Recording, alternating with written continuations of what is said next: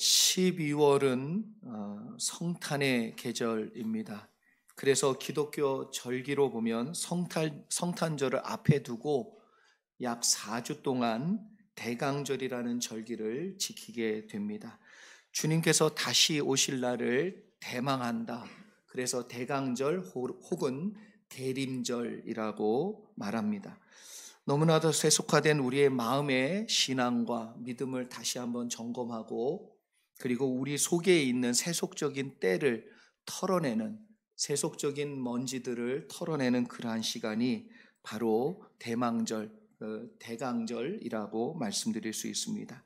그래서 예수님께서 이 땅에 오신 목적을 다시 한번 묵상하고 기리며, 그분이 다시 오실 거라는 믿음을 가지고 과연 우리가 어떻게 사는 것이 합당한가를 다시 한번 되짚어보는 시간이지요.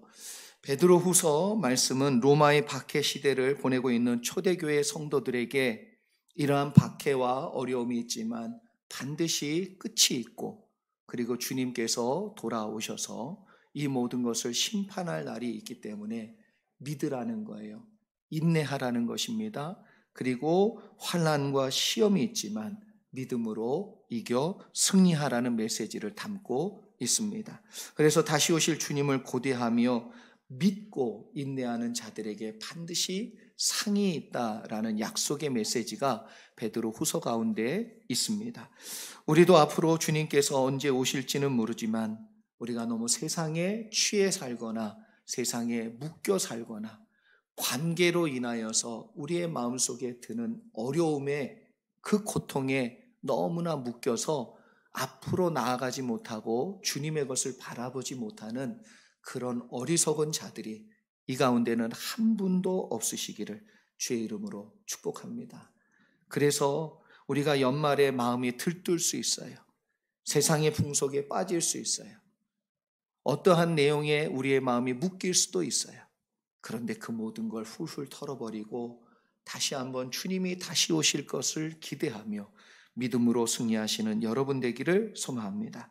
그래서 오늘 말씀을 통해 주님 다시 오실 때까지 우리가 걸어야 될 길이 어떠한 길이며 우리가 주님을 기다리는 믿음으로 어떻게 살아야 할지를 깊이 묵상하며 교훈을 얻는 귀한 시간 되기를 주의 이름으로 축원합니다.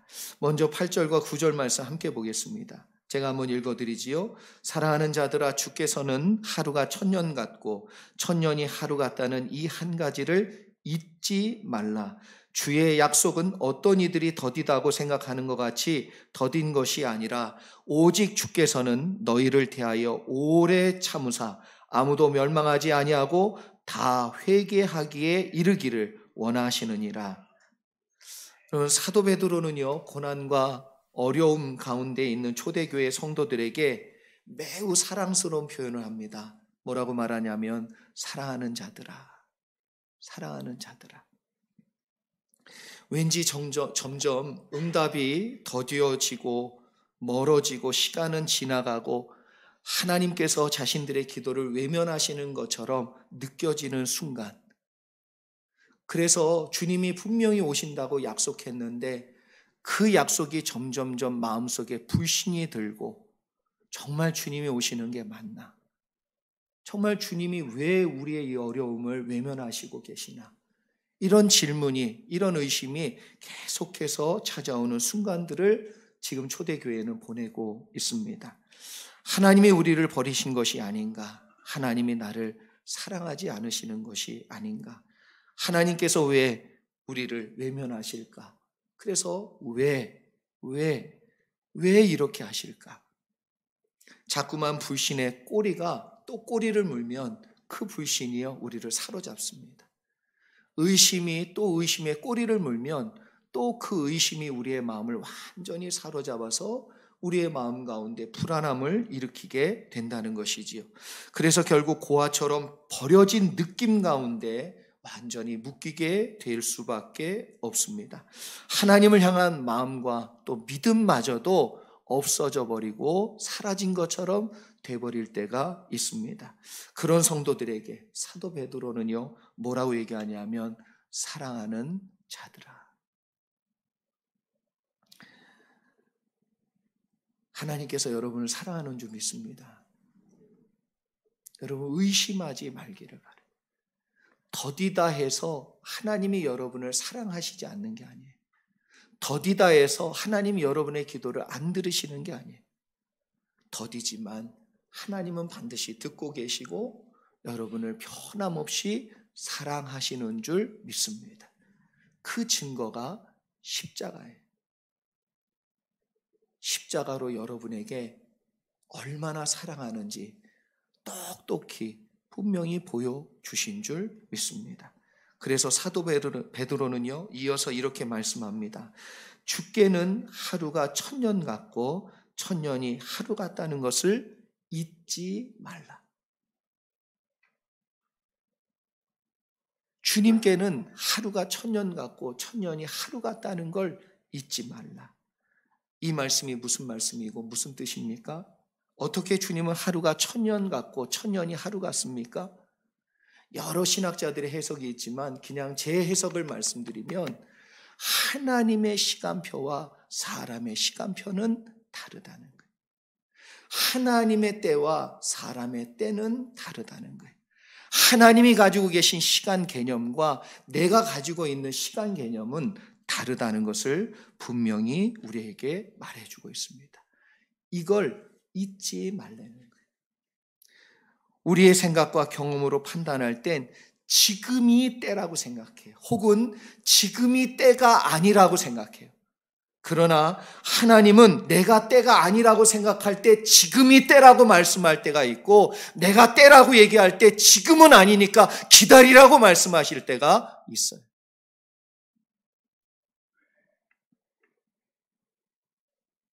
우리가 전혀 그래서 이해가 안 됩니다.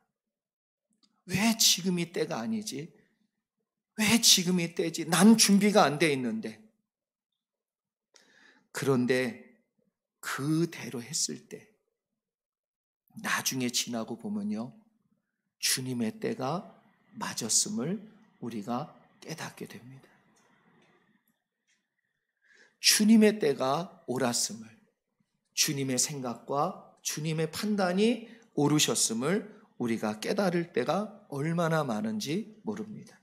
그래서 주님의 시간표와 우리의 시간표가 너무 차이가 많이 나지요. 그것을 인정하지 않으면요, 우리는 항상 내 시간표에 주님이 맞춰야 되기 때문에 안 맞아요. 안 맞아요. 이것 때문에 어렵고 힘들어집니다. 그러나 주님의 시간표에 맞추기 시작하면요, 마음에 여유가 생겨요. 마음에 평안이 들고 조급했던 내 마음을 내려놓고 하나님이 이루어 가실 거라는 소망을 붙들게 돼요.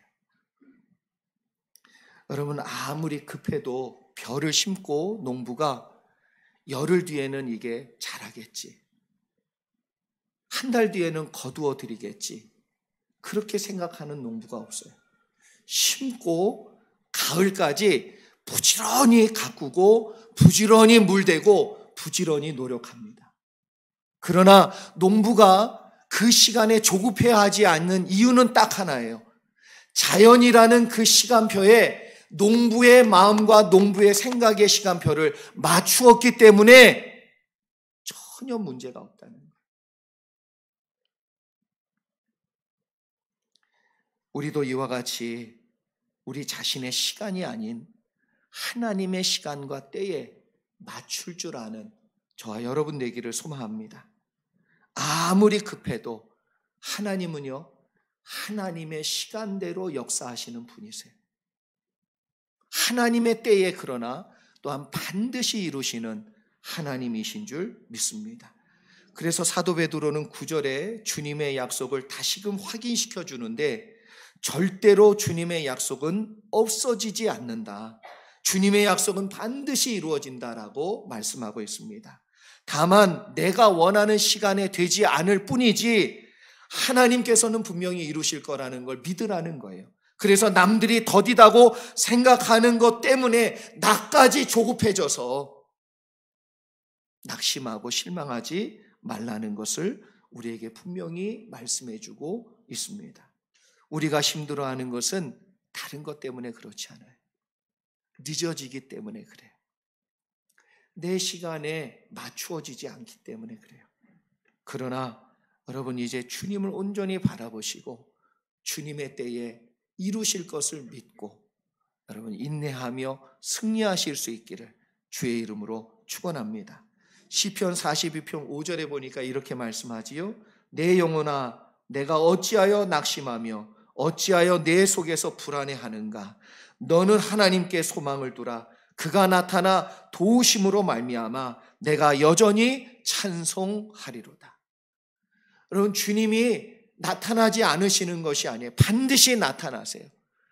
그런데 어째서 그것 때문에 조금 늦는 것 때문에 내가 원하는 그 타이밍에 이루어지지 않는다 하여서 어찌해서 낙심하고 어찌해서 불안해하며 어찌해서 마음의 믿음을 내려놓느냐 말이에요.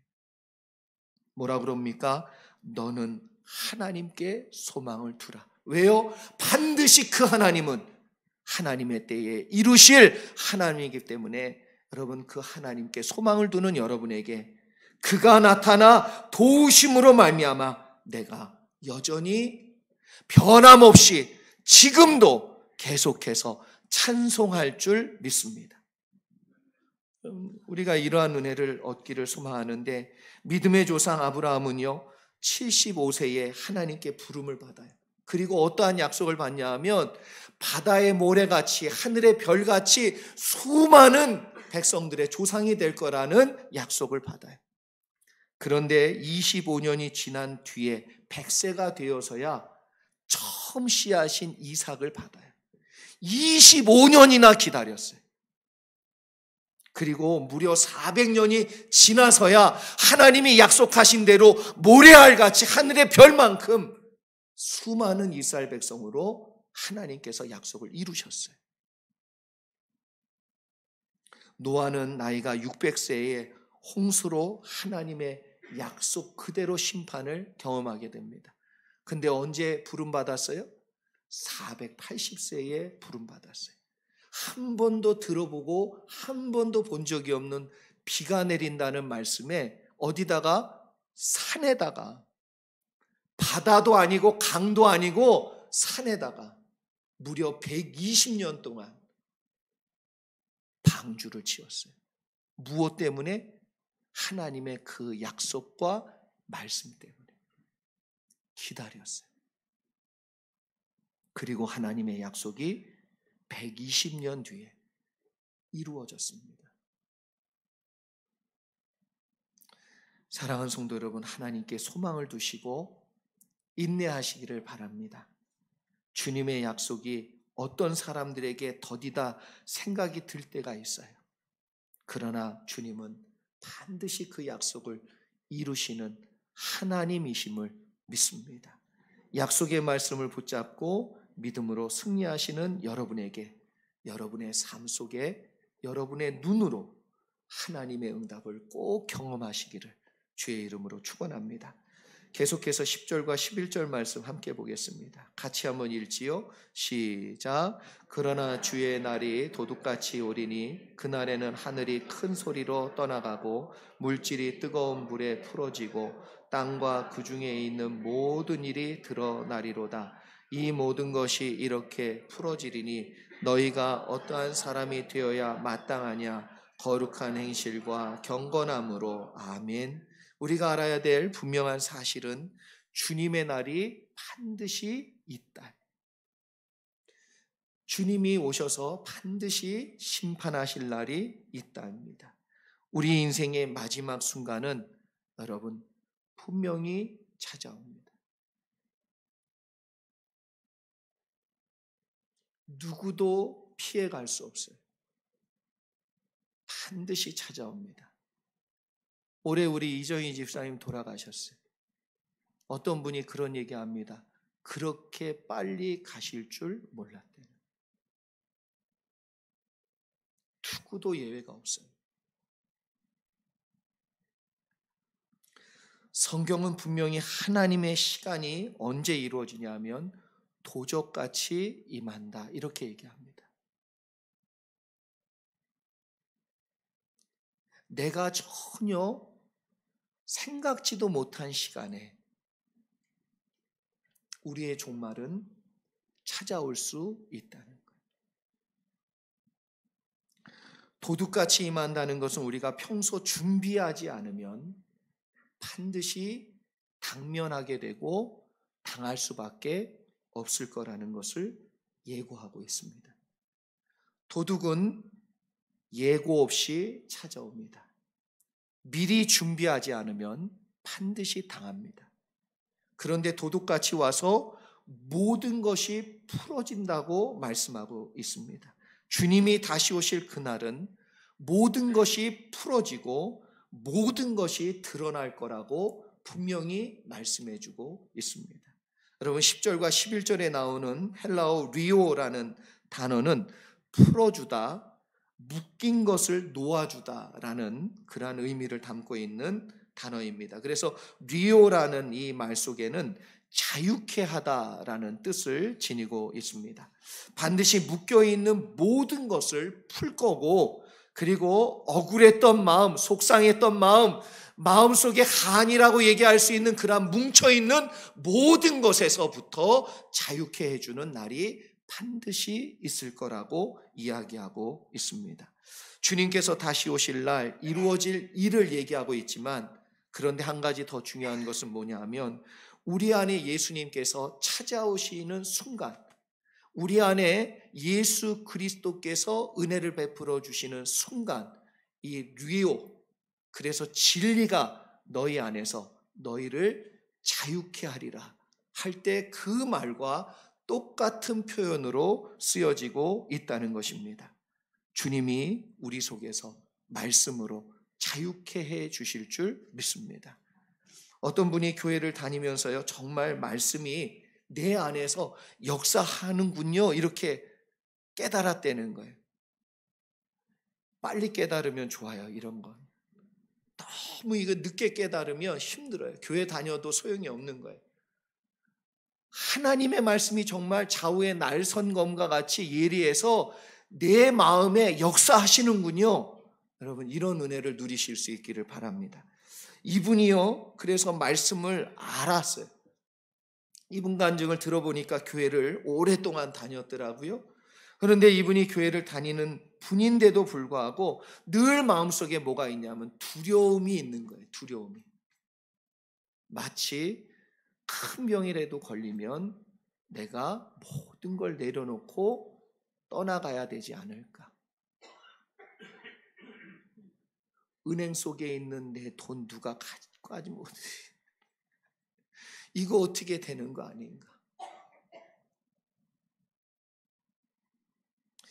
그런데 이렇게 불안하게 사시다가 이분이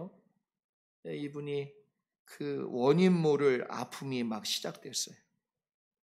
그러니까 불안해서 검사를 해봤어요. 아무 문제 없대요. 그러니까 그 의사를 또 의심하는 거예요. 그래서 다른 병원에 또 가서 검사를 했어요. 아무 이상이 없대요. 그러니까 또 다른 병원. 제가 이거 간증을 들으면서 느낀 건, 이분 한국 분이구나. 미국에 살면 이렇게 못해요. 근데 막 그냥 있는 병원 없는 병원 다 찾아가가지고 검사를 다 했는데 의사들은 아무 문제가 없대는데 결론은 뭐냐? 당신이 의사야. 난 죽을 병에 걸린 게 분명해. 그러니까 안 드러난다는 거예요. 여러분, 정말 무서운 병은 뭐냐면 자가진단병이라고요. 자기가 의사세요. 그래서 자기가 더 자기 병을 잘 알아. 그래서 의사가 아무 문제가 없다고 그렇게 얘기해 주는데도 그게 안 믿어지고 안 받아지는 거예요. 그래서 뭐라 그러냐면 자기는 이제 죽을 병에 걸렸다는 거예요. 결국 그거에 묶이게 됐어요. 하루하루를 피가 마르는 날을 보내는 거예요. 잠을 못 자는 거예요. 불안해서 염려가 돼가지고 걱정이 돼서. 그러다가 이분이 결국은 누구를 찾아갔냐면, 누구 찾아갔겠어요? 이때 찾아오면 안 돼요. 이럴 때만 목사님 찾아오더라고. 네, 찾아오세요. 그래도 찾아오셔야 돼. 어떻게? 그래서 목사님께 상담을 했다 그럽니다. 목사님께서 말씀을 쭉 들으시고 기도를 해줬어요. 그리고 약을 지어줬어요. 신약에서 약을 하나 지어줬는데 빌립보서 4장 6절과 7절 말씀을 마음으로 하루 3번 꼬박꼬박 씹어 드세요. 그랬어요. 그러면 불안해질 때마다 먼저 말씀부터 떠올리시고 말씀을 다시금 되새겨서 그 마음에 드는 생각을 묶으셔야 된다고, 푸셔야 된다고. 제가 읽어드립니다. 아무것도 염려하지 말고 다만 모든 일에 기도와 간구로 너희 구할 것을 감사함으로 하나님께 아뢰라. 그리하면 모든 지각에 뛰어난 하나님의 평강이 그리스도 예수 안에서 너희 마음과 생각을 지키시리라. 주님의 말씀을 붙드는 여러분이 하나님의 말씀 때문에 마음과 생각이 흔들리지 아니하고 붙들린 바 되어지기를 주의 이름으로 축원합니다. 하루 3번 마음을 다해서 이 말씀을 또 곱씹고 또 곱씹고 곱씹었대요. 갑자기 마음에 불안이 찾아오면 그 말씀을 또 기억하고 붙들었답니다. 점점 이런 시간이 지날수록 자기도 모르게 마음에 평안이 찾아오고 담대함이 들고 믿음이 생기고, 그래서 그 말씀 때문에 그가 자유케 되어지는 리오, 이 귀한 은혜를 누릴 수 있었다는 간증입니다. 그리고 본문에서 매우 중요한 단어 하나가 더 있는데 그것은 뭐냐면 드러난다는 거예요. 여러분, 반드시 마지막 날에는 다 드러납니다. 믿으십니까? 이걸 분명히 깨닫고 여러분이 이걸 억지로 드러내려고 할 필요 없어요. 억지로 원수 갚으려고 할 필요 없어요. 억지로 여러분의 억울함을 드러내가지고 그걸 풀려고 할 필요가 없어요. 왜? 주님이 반드시 그날에 다 드러내실 것을 믿기를 주의 이름으로 축원합니다. 그래서 내가 심판하고 내가 판단하고 내가 정죄하고 그거 하지 마세요. 여러분의 손에 피가 많잖아요. 가장 결정적인 순간에 하나님의 은혜를 누릴 수가 없어요. 여러분, 하나님이 그렇게 사랑했던 다윗도, 내 마음에 합한 종이라고, 내 벗이라고 얘기했던 다윗도 하나님께 꼭 받고 싶고 하나님을 위해 꼭 해드리고 싶었던 성전 건축은 못했어요. 이유가 뭐예요? 안 사랑해서가 아니에요. 내 손에 피가 많도다.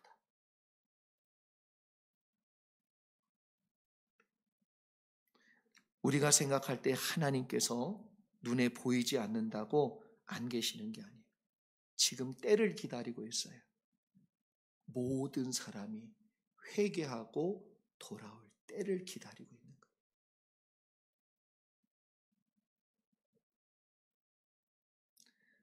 사도 베드로는요, 무고한 누명에 의해서 핍박을 받는 성도들에게 다 드러날 날이 분명히 있다. 그러며 큰 위로를 전하고 있지요.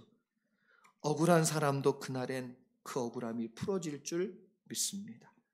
마음에 원통함이 있는 사람, 그날에 반드시 그 원통함을 풀어주실 날이 있을 줄 믿습니다.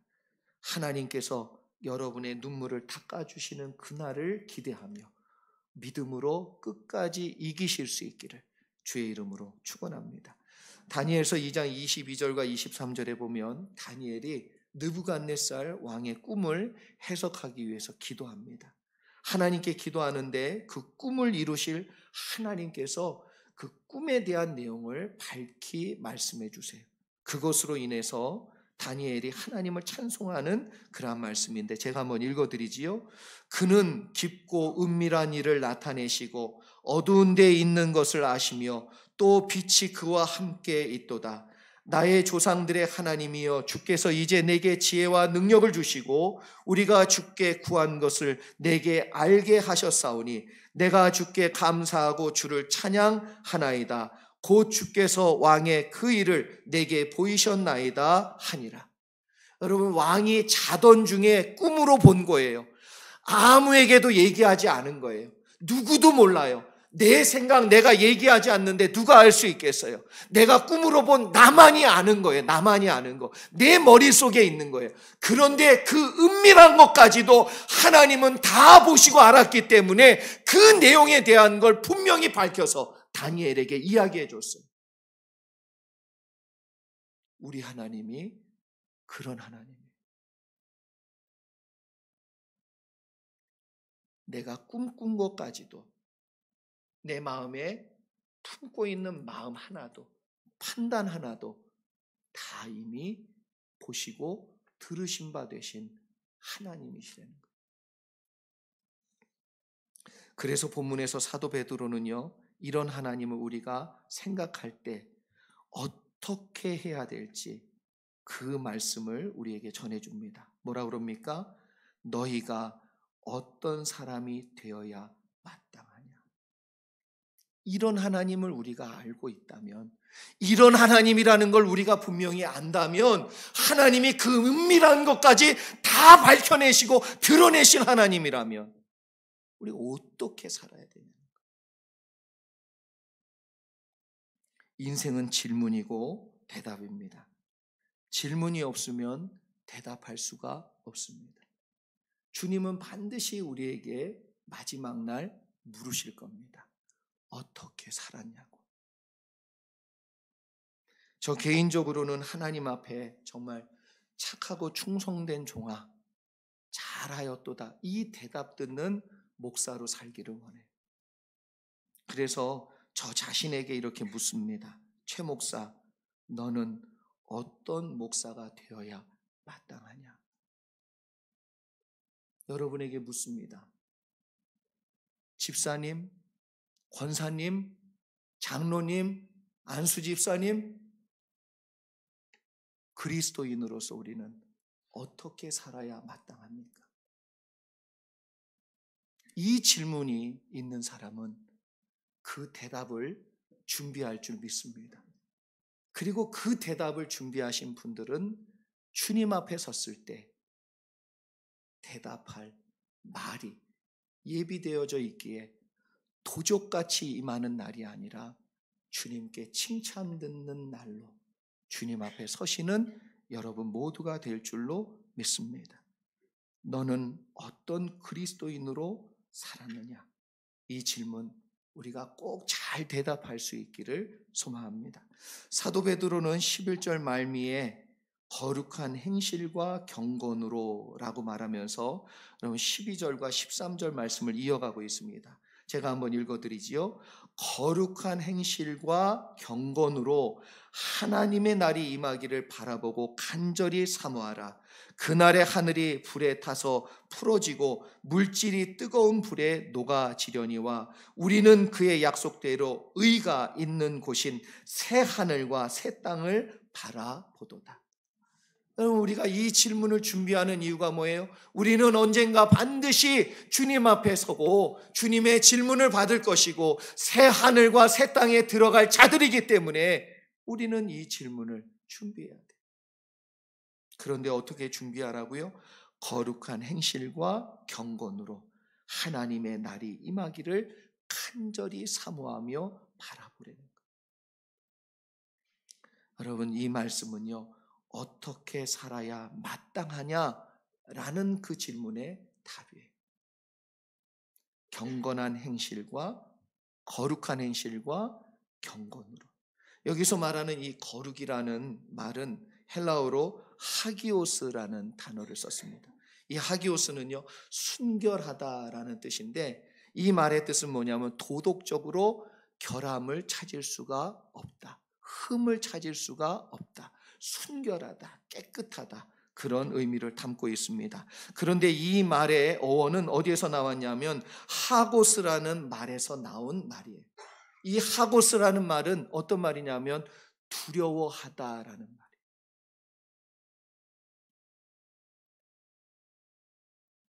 그래서 믿는 자의 거룩은 두려움에서 나오는 거예요. 하나님이 두려워야 됩니다. 우리가 잘 아는 것처럼 요셉은 보디발의 아내가 유혹해서 둘만 있었어요. 그때 이 아내가, 보디발의 아내가 이야기합니다. 너와 나뿐이다. 무슨 얘기입니까? 너하고 나하고 눈 감으면 다 된다.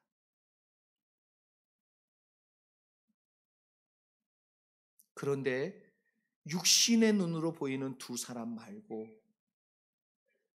요셉은 하나님을 두려워했어요. 그리고 그 자리에 하나님을 모셔드립니다. 여러분, 누군가 대화하고 말할 때에 사람과 사람이 말하는 것이 아니라 그 자리에 하나님이 들어와 계세요. 그래서 요셉은 뭐라고 얘기합니까? 하나님 앞에서 내가 득죄하리요.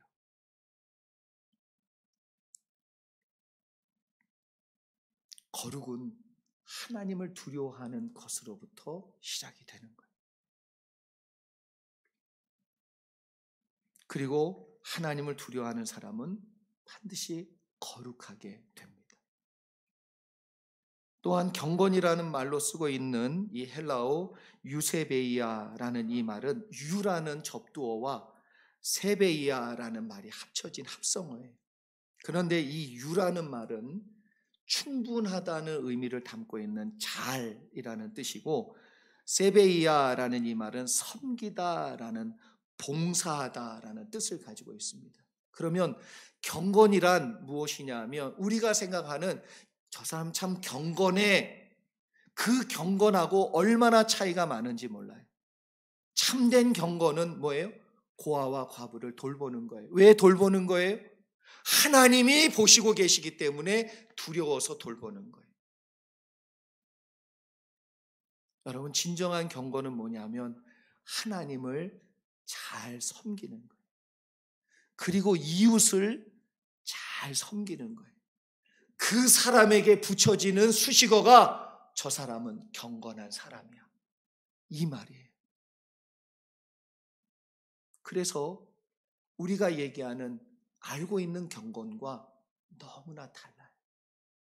저는 여러분 모두가 거룩한 행실과 경건으로 어떻게 살아야 되는가를, 그 답을 얻고 사는, 그 답을 준비하며 사는 여러분 모두 되실 수 있기를 주의 이름으로 축원합니다.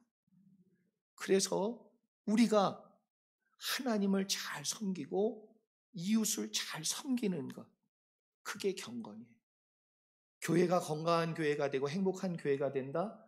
그것은 그 교회 안에 경건한 자가 있기 때문에 그래요. 가정이 평안하고 가정이 행복하다? 그 가운데는 경건한 아버지와 어머니가 있기 때문에 그렇습니다. 사랑하는 성도 여러분, 사도 베드로는요, 핍박과 환난 가운데 놓인 초대교회 성도들에게 새 하늘과 새 땅을 바라보라고 말씀합니다. 왜냐하면 주님 다시 오시기 때문에. 지난 1월에 여러분 말씀과 성령 축제라는 기도, 30일 동안 기도 매일 하는 거예요.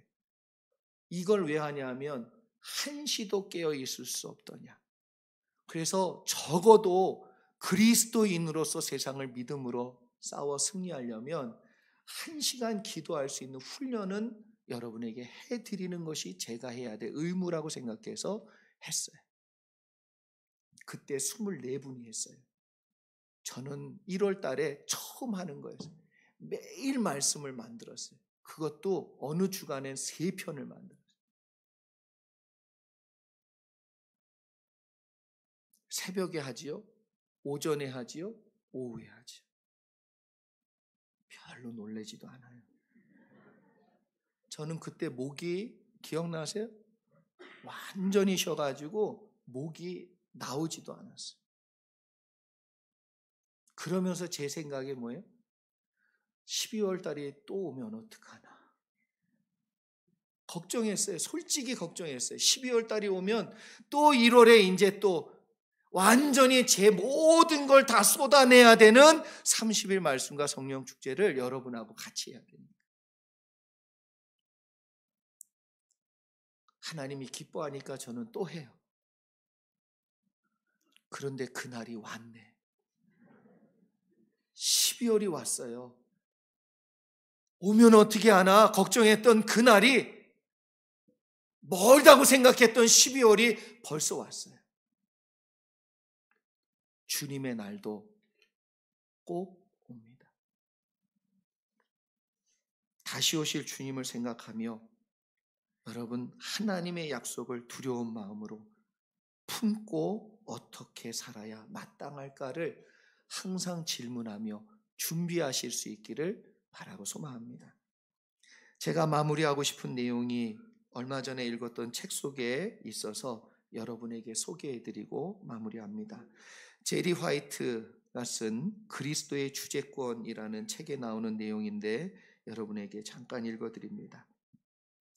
믿음의 영웅들의 명단을 보면 잘 기다린 사람들로 가득 차 있다.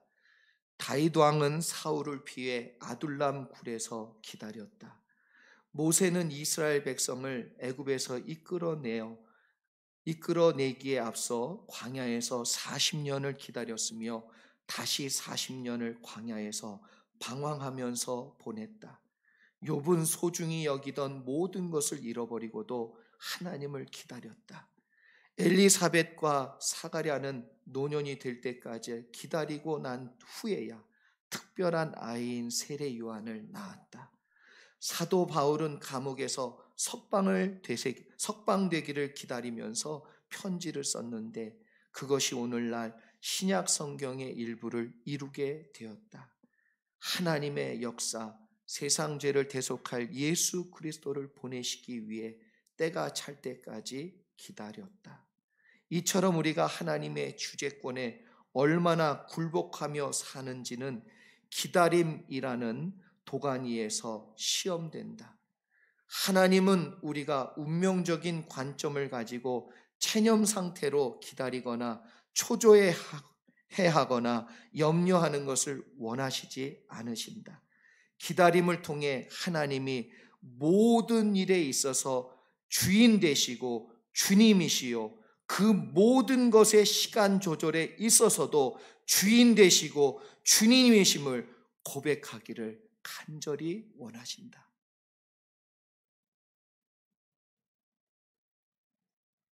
주님이 주인이신 걸 여러분 인정하십니까?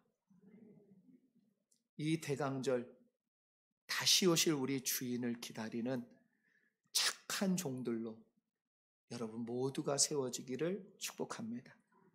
그래서 우리가 질문하는 거예요. 나는 어떻게 사는 것이 마땅한가? 기도하겠습니다.